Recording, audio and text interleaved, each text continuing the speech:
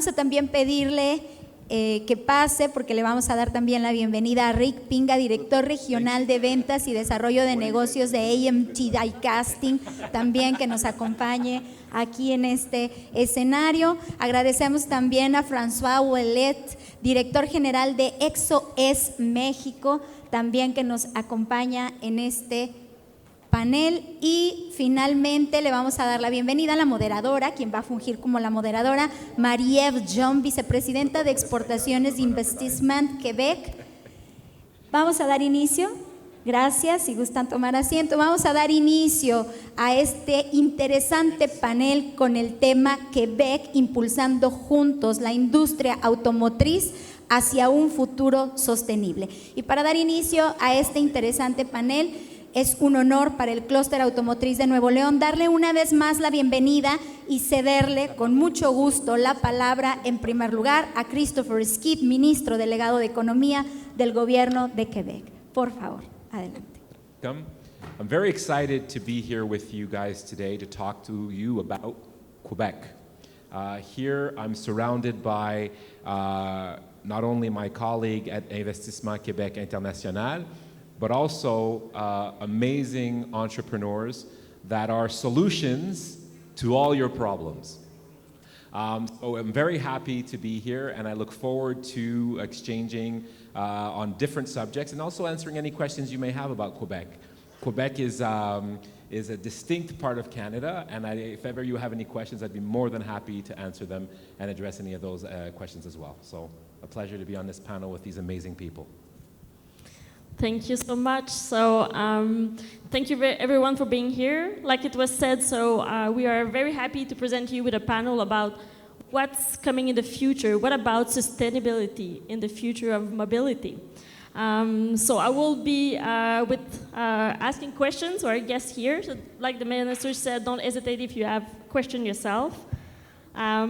So automotive industry.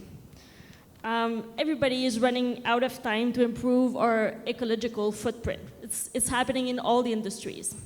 But in an industry as highly efficient with time and quality constraints as the automotive sector, how do we do it?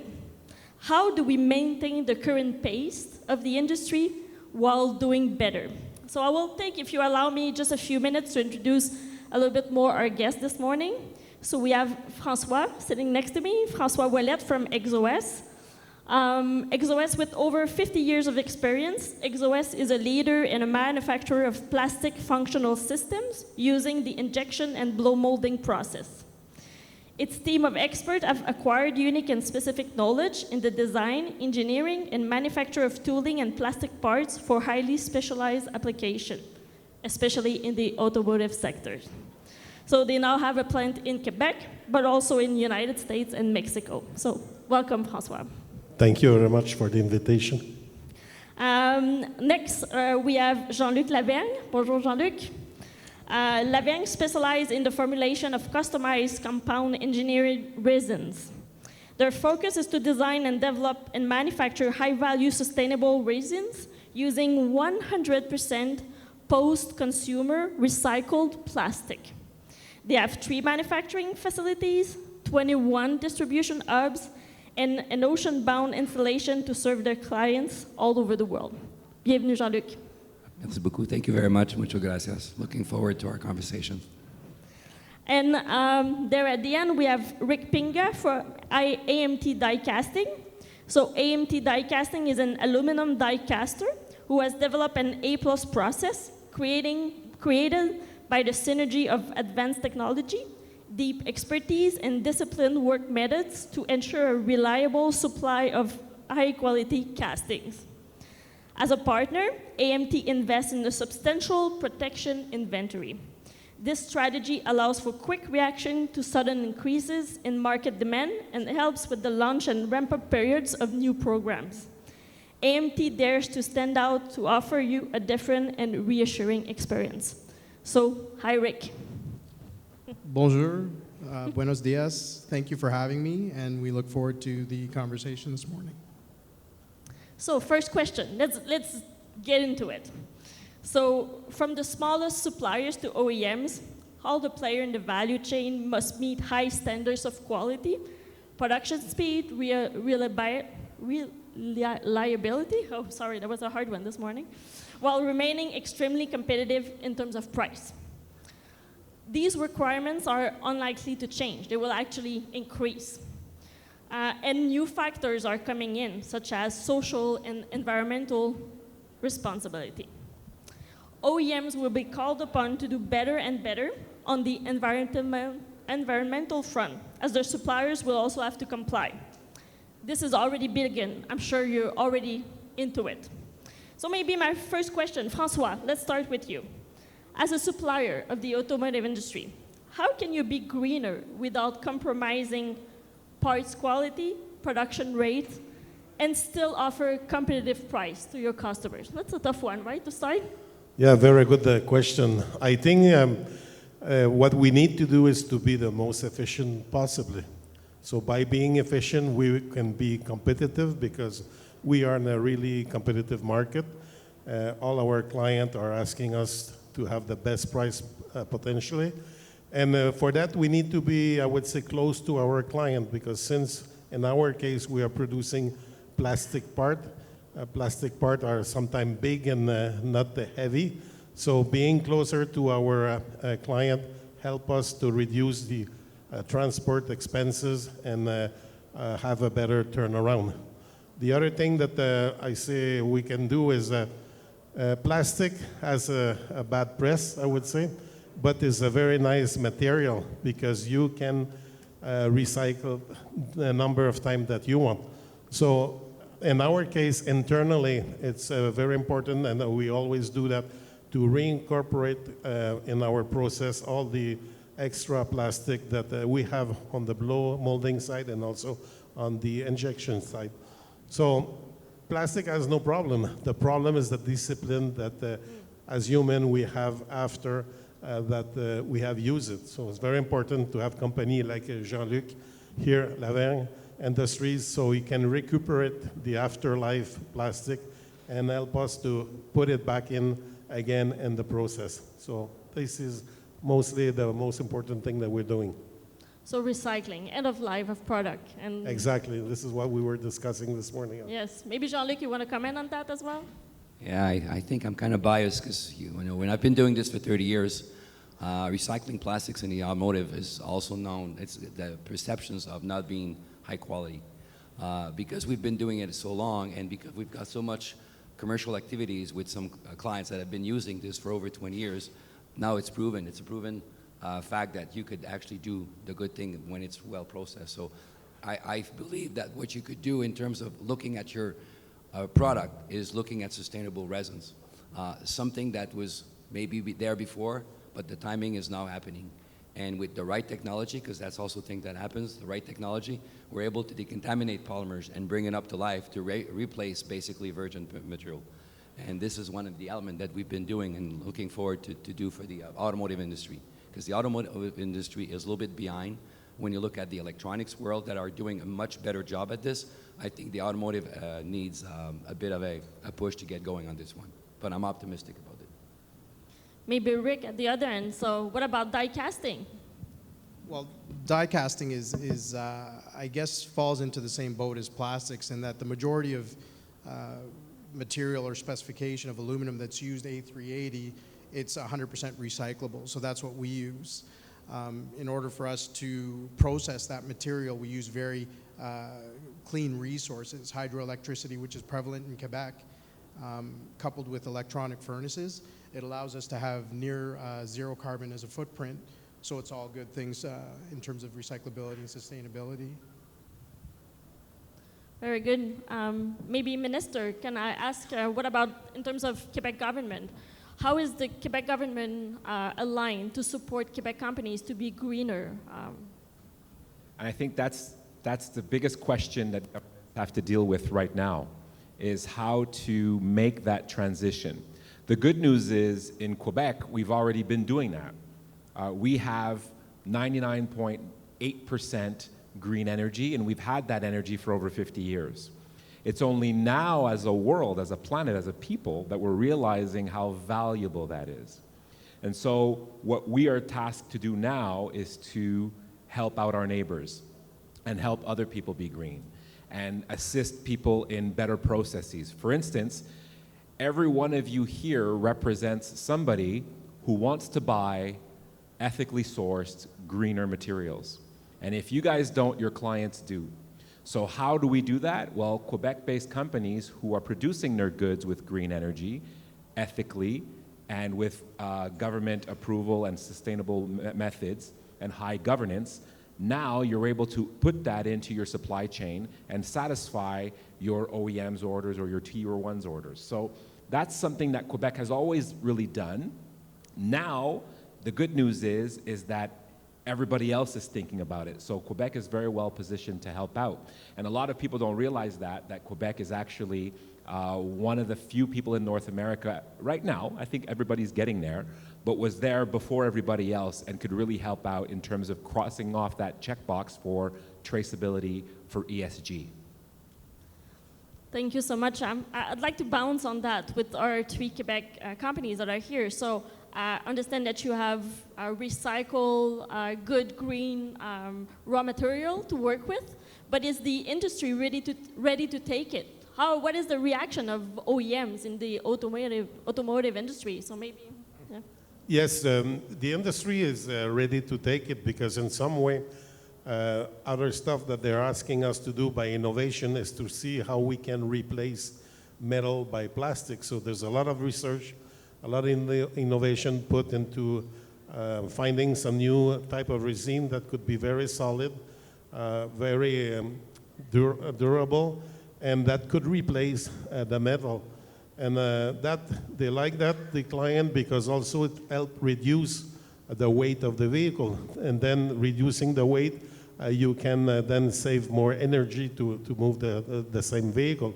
Also, in some cases, we have the new 3D printing technology that help making some new part at a low volume, but that could be very useful. And we already use that in the plant when we do our secondary fixture or we do some additive that we want to put in some parts. So this is one way that innovation has been really helping us and helping our client at the end. Thank you. Rick, maybe at the other end, so being able to produce a die casting product out of green energy, does it bring an advantage to you on the market with OEMs and Tier 1s? Yes, absolutely.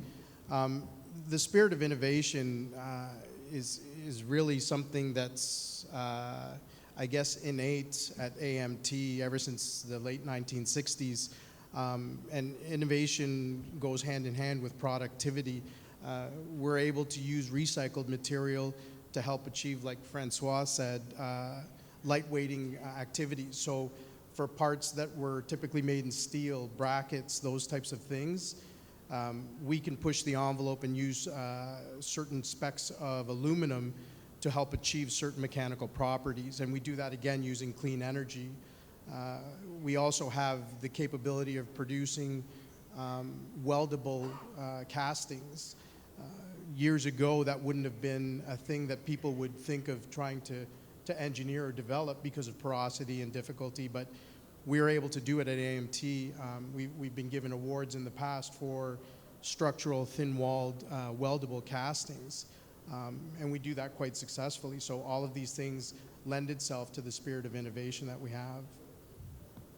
Thank you. I think, Jean-Luc, we can say that you were a precursor in the recycled plastic industry. So I would like to hear from you. So do you see a change now? What about 20 years ago to now for, what is the demand looking like? Well, there is obviously a huge change. And I'd like to talk specifically about automotive because we've got an automotive audience today. We opened our factory in Belgium last year. And this was actually very enlightening for me. I don't know if you know, but the automotive industries in Europe, in 2024, which is tomorrow, they're going to have to put, there's going to be regulations and legislations on putting recycled material and recycling their product. So this is something that is not going away anymore. So you're taking this very seriously. We've got people out there that are now looking at the end-of-life products. We've got people like Audi and Volkswagen that we're talking to right now, specifically about taking care of their end-of-life products and turning back around and creating a closed loop. So this European thing that is happening now, because it's happening, like I said, 2024, it's next week. So we're going to see this also transitions to North America and the rest of the world. There's one thing about the important things that people know. We only have one planet. If we don't take care of it, the global warming is really not something that's going to go away. So we have to take care of this. So I think the pressure is on, but we also have the opportunity with what's going on today to make this thing into a change. And I could see I'm a proof of what's going on right now because I've been doing this, like I said, for 30 years. But in the past 3-4 years, you could see the shift going on. So I think we have to embark on this, and obviously we're more than happy to support people that are willing to take that journey to doing this thing in terms of sustainability. And we do make product that are meeting virgin specifications, and that's something that has been done for the past 20 years within our factory. And just to add on that, you know, in politics, my job is to represent the citizens of my province, of Quebec. And they tell us this every day. In terms of public policy, people are demanding action. Now, those people are your customers. So companies that are today finding a way to be ESG, to be green, to think about end of life, will have an economic competitive advantage in the future.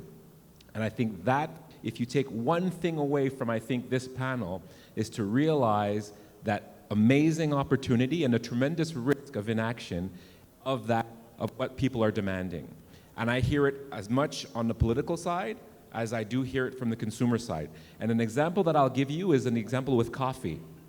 Remember a couple of years ago, everybody was drinking coffee and nobody was thinking about where it came from. And all of a sudden, now people want to meet the farmer who's growing the coffee, and they want to make sure that the coffee grower is getting his or her fair share. We want to know how we're treating the farmer.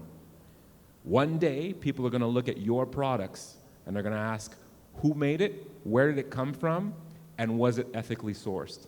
And people better like the answer, otherwise it's not going to be good for your bottom line. Maybe Minister Skeete, relating to what you just said, Quebec is currently building a strong ecosystem related to the battery industry for the automotive sector. So maybe you want to elaborate a little bit on that, because it is pretty much related to what you just say. So building a strong green supply chain. You're right. Quebec right now is forging forward by creating a truly green battery. And when I say green, I mean from mining to recycling. Right now, we're able to do that because of our green energy, and with traceability and high governance, we can say that in the mine, we have social acceptability from the people in the area next to the mine. We have unionized and we have well-paid workers who are exploiting the mine. We have 40-50% government ownership of the mine. We have downstream some of the highest environmental standards for mining. And at the end of that, we have all this produced with green energy. So when we talk about traceability, and as I said before, this is something we've always done. And we did it at tremendous cost when it wasn't popular. I think you know a little something about that. We used to do it at tremendous cost when it wasn't popular, and sometimes that meant that our product was a little bit more expensive. Well, now that the world is changing, Quebec is really well positioned to help you guys check that traceability box to give you that value added. So we have that integrated vision. And just to give you a sense, not 5 or 10 years ago, Quebec was nowhere, or very far in the supply chain for vehicles. We had these pioneers who were doing the parts, but not really seen by their contributions. And now we're realizing the tremendous output that they have. And with this battery insertion that we have, we're going to be very big players in the future of automotive industry. And I think that's great news for Quebec, but it's also great news for you because it allows you to check that box in terms of ESG. So in Quebec, we're lucky enough to have raw materials, components that goes into automotive parts, automotive industry coming from green, recycled materials, green energy. So maybe moving forward, what about production? So does it also comes with production, new method of production, innovation. So when looking into the future of the automotive industry, do you see it as a part of the future too? So maybe, I don't know, Rick, if you want to start on that. So what about production process? Yeah, that's a good question, and it's good enough for me to actually read the response so I make sure I say it to you properly. We see at AMT, we see productivity improvements as a way to use less resources. Whether it's energy, labor, raw material, or less time to make the same quality product. Increased productivity when done responsibly goes hand in hand with reduced environmental impact. But it's a decision that ownership, management, they need to make that decision years before to put certain things into place. But as was mentioned before, it comes out, it makes you more competitive. Thank you. Francois, is it the same for you at Exo-S? Does the innovative production process, is it also part of the game? Yeah, I think this is the game because if you are more productive, you can be more competitive. But the important key here is to have a very strong system with good KPIs that you can track everything that is not in line with your operational plan.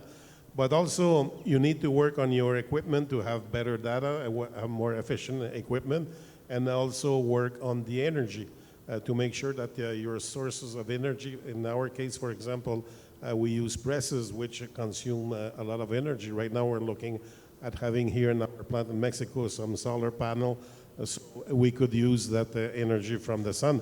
But one point that we do well in Exo-S as part of our innovation is the design, because when you do the right design for a part that's going to go very well into production, then you can be more competitive and flexible, and you could reach and lower the production time, which is very good.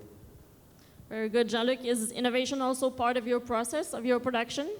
Well, if there would not be any innovations, we'd not be able to do what we're doing today in terms of our process itself. So there is innovation that is implemented into our factory that allows us to be able to say what we're doing today.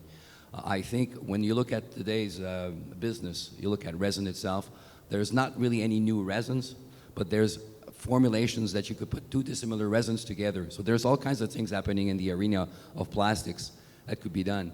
And actually the base material to start with could be post-industrial, post-consumer material that you could take end-of-life product, turn it around, clean it, and then make into these special alloys.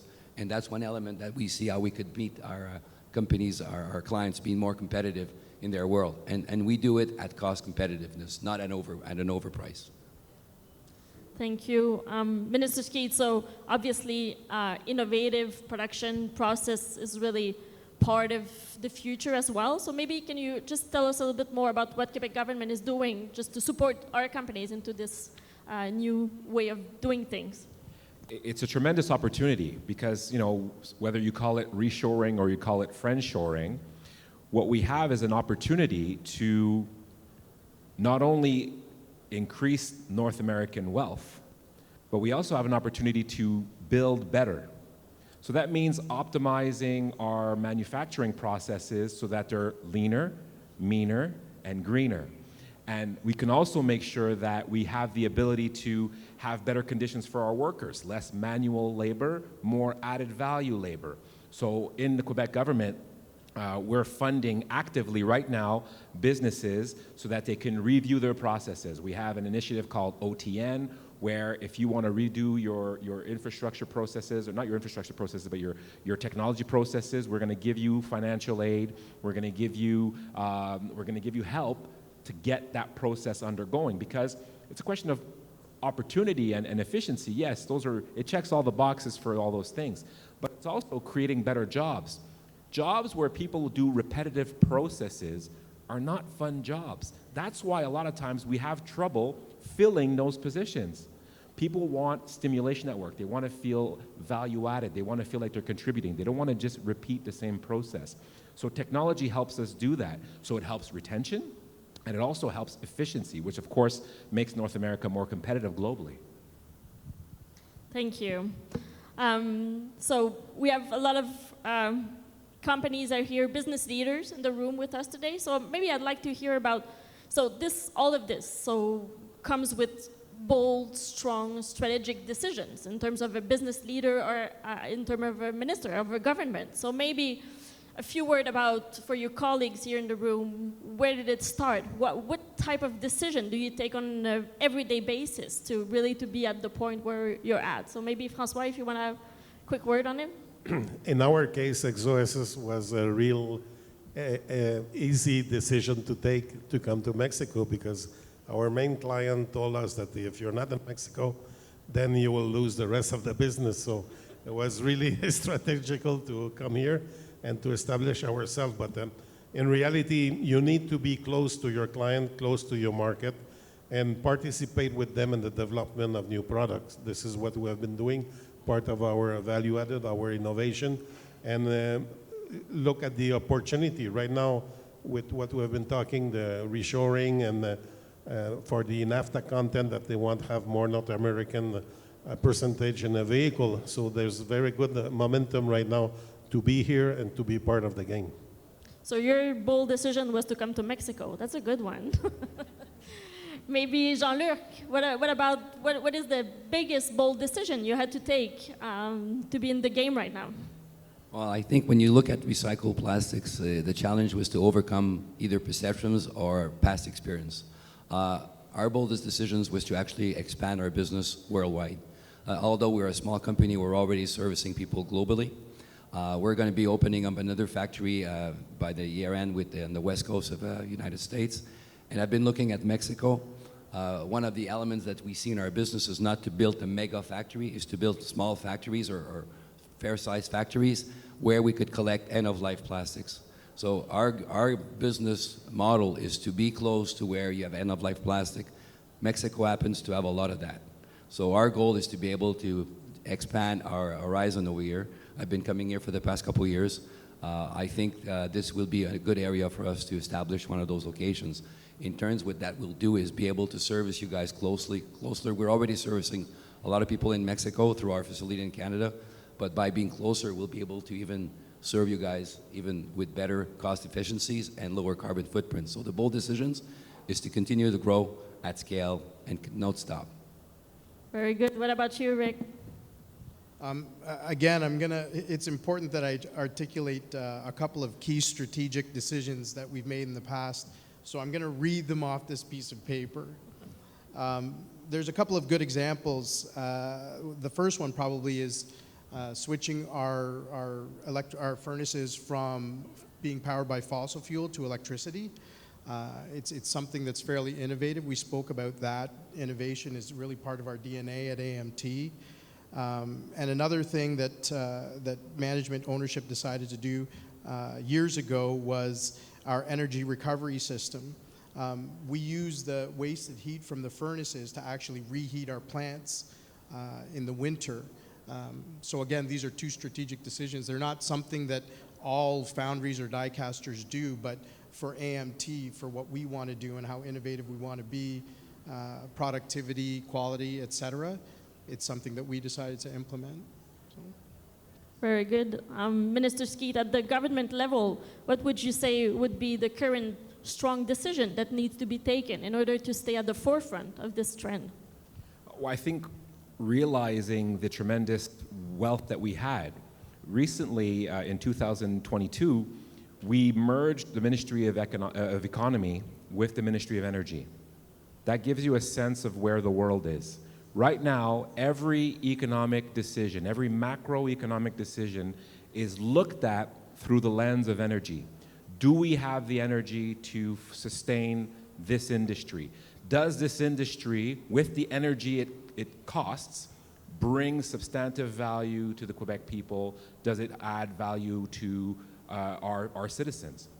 I would say in the last couple of years, that's the big one. The other big one was to shift the focus of our international offices. I'm here today with my colleague, Stephanie, who's the Delegate General for Mexico, and we switched the focus of our delegations to have a more economic focus. That means we're able to support these guys over here in all their efforts that they're trying to have here in Mexico, but also elsewhere in the world.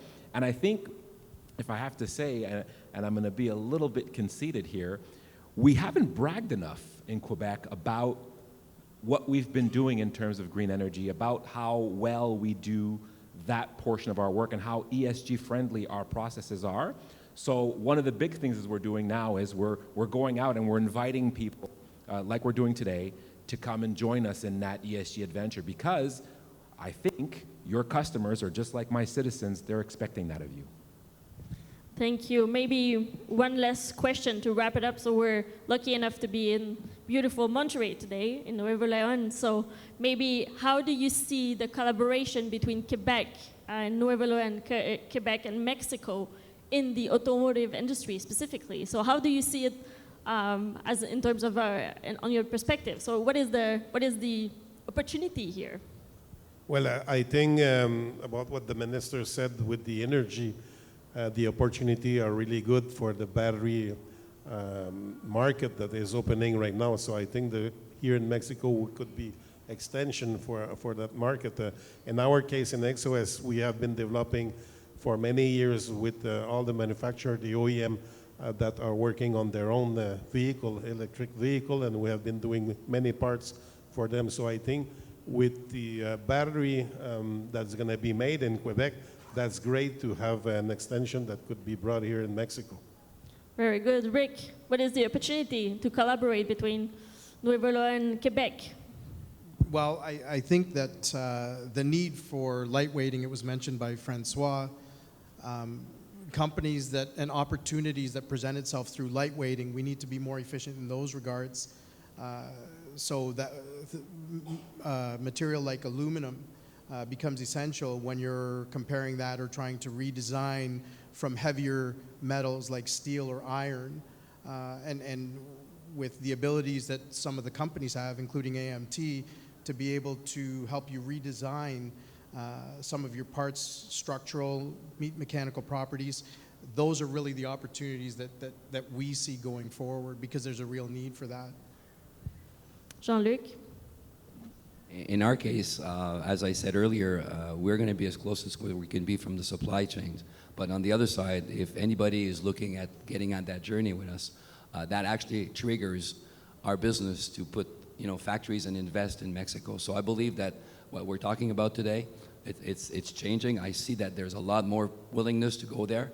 So if any of you are looking to get in that journey, that would give us the push to say, okay, we have to make the investment over here. I know the supply of end of life is available. That I know. I've looked at it. I'm very comfortable with it. So if we're able to get connections with some of our great clients over here and more clients, that would be an amazing thing we could do with the Mexican arena. Minister Skeete, at the government level, what about the collaboration between Quebec and Mexico, Quebec and Nuevo León? Well, Quebec's always had a great relationship with Mexico. Mexico is our third largest trading partner. It's billions of dollars. So that relationship is in good hands. We've been present in Mexico for 40 years. Our delegation was one of the first things we opened up was right here. So we've always believed in trade with Mexico. That's not new. What's new is the amazing opportunity that we have right now with this current climate of reshoring and securing the supply chains. And especially for the automotive industry, these quiet players that have been kicking a lot of butt for a lot of years are now uniquely positioned to take advantage of that. And that's why I think this is a tremendous moment, not only for Quebec and Mexico, but I think it's a unique opportunity for North America in general. Very good. So do we have questions from the room, maybe, about Quebec, what it has to offer about the future of automotive industry? If not, I guess oh, sorry, yes?